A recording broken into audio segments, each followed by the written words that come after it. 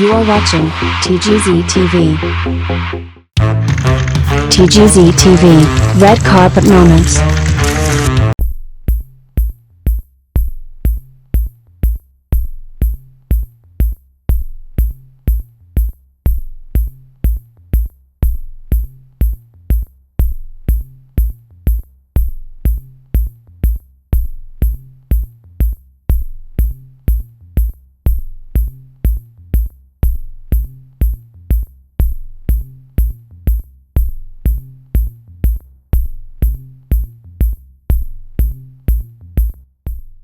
Gosh, I cannot tell you that after the last couple of years, what a thrill it is to be able to sit in a room full of friends and strangers and everyone in between and get to watch a film together. It's such a thrill.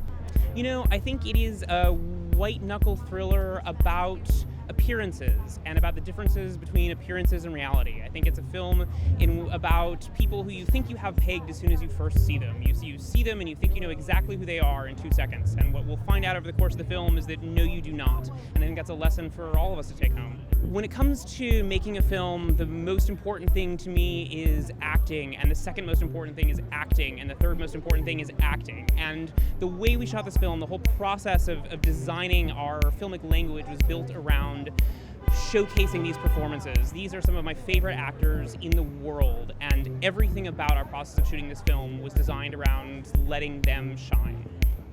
You know, we were so bubbled up making the film that it actually provided this wonderful level of intimacy. I think one of my favorite stories as we were making it was actually from the week of rehearsals we had before we even started shooting, and Mark Rylance brought in, on the first day, he brought in a Foursquare ball and some tape, and he built a Foursquare court in our rehearsal room, and we just played ball games with each other for an hour on our first day of rehearsal. And it was such a wonderful kind of method he's developed over the years to shake things out and get to know each other and get to play together. I think I'm most proud of the fact that this is exactly the film I always wanted to make from the very beginning. You know, on a film of this size, everyone who's there is there because they want to be. No one's punching a clock, no one's cashing a check, certainly. We're doing it because we love it, and to get to work with some of my favorite actors, my favorite cinematographer, my favorite production designer, my favorite editor. I mean, this wonderful group of people came together to make something that we're all so terribly proud of. It's very rare to get an opportunity to read something as well written as The Outfit. It's so funny. It's gotten so backwards now. It's like when movies are being put together, it's like, this is the cast, this is how much money they're spending, this is the date it's getting released. And you're like, what's the script? And they're like, oh no, it's not written yet, it's in the works. Like, it's almost like the most important element is like the least respected or cared for right now. That's at least my perspective. And this script was so fully fleshed out, so beautiful. It felt like a classic play, and I wouldn't be surprised if it became one eventually. Yeah, shooting it chronologically and shooting it on one set and with 6 or 7 actors, it definitely made it feel that much more like a play. And it was so rewarding. It was so special. So often you're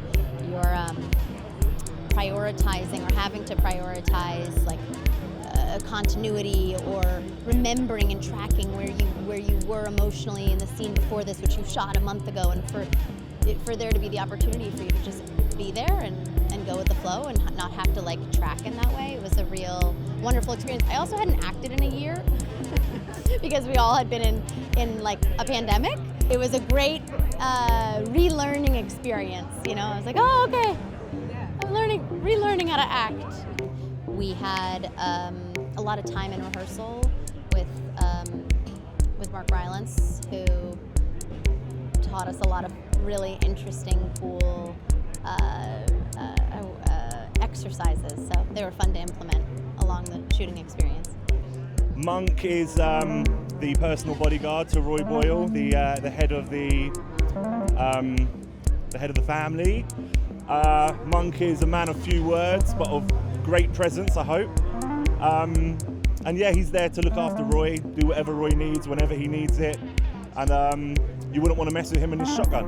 What really stood out was the last 15 or 20 minutes were just absolutely incredible. And I remember going into the house and saying to my partner, like, you're not allowed to read it, I'm not going to tell you anything, but this script is amazing and you will never guess the ending.